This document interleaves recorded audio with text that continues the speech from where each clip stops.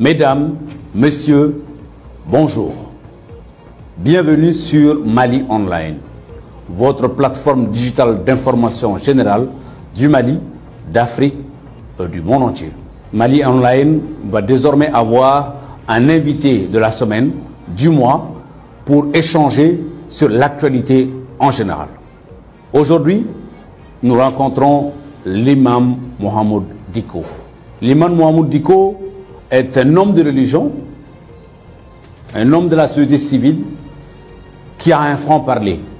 On peut l'aimer ou ne pas l'aimer, mais il a un franc-parler.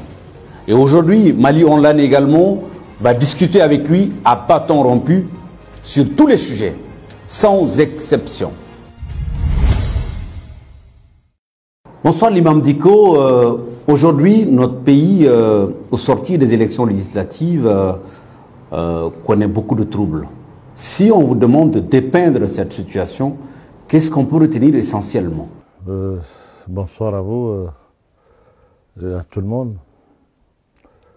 Je crois que la situation du Mali aujourd'hui est très difficile à peindre, même pour les spécialistes, à fortiori un imam. C'est une situation qui n'est pas rose. Je l'ai dit depuis très longtemps que le Mali vivait à l'époque une situation de mauvaise gouvernance. Mais aujourd'hui, on est dans une situation de non-gouvernance. Parce qu'il y a une nuance, une différence entre la mauvaise gouvernance et la non-gouvernance. La mauvaise, c'est qu'il y a une gouvernance, mais elle est mauvaise. Et aujourd'hui, on a tendance à aller vers la non-gouvernance du pays. Ces élections, en réalité, c'est ce que ça nous donne. Et la situation du Mali, de façon générale, nous donne un État qui n'est pas gouverné, malheureusement. Mohamed Dicko, on vous reproche d'avoir quitté votre minaret d'imam pour rentrer dans le jeu politique. Qu'en est-il?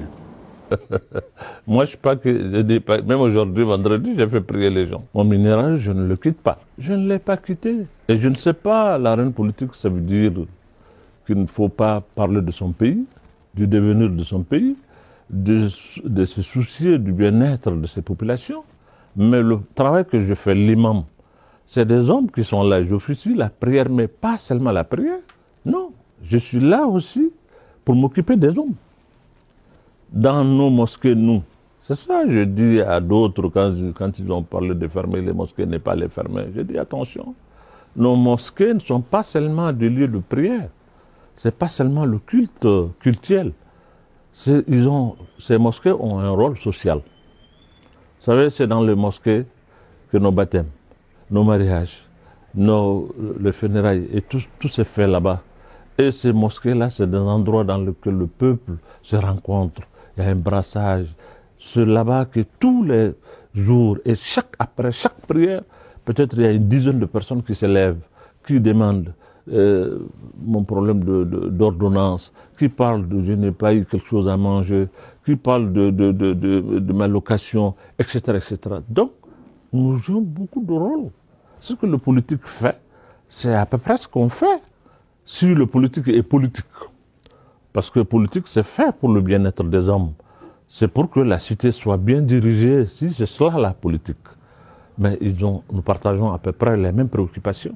Si maintenant la politique c'est de se détacher du peuple et venir seulement demander le suffrage pour avoir vraiment l'occasion de profiter, et puis laisser le peuple se débrouiller dans sa misère, si c'est cela la politique, ça, je crois que ce n'est pas la nôtre.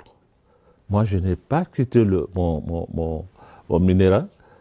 Le minaret, je suis là-dedans encore. Aujourd'hui, j'ai fait prier les gens. Demain, je ferai prier les gens. Je suis encore imam et je resterai imam, Inch'Allah, jusqu'à la fin de ma vie. Je ne renoncerai jamais à cette fonction parce que c'est une fonction noble. Je suis un héritier des prophètes.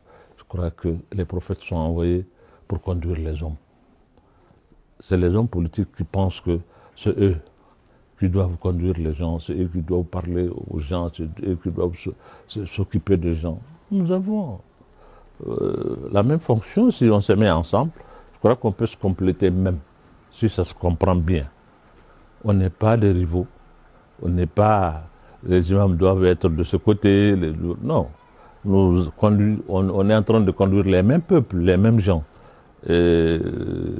Donc, on peut se compléter.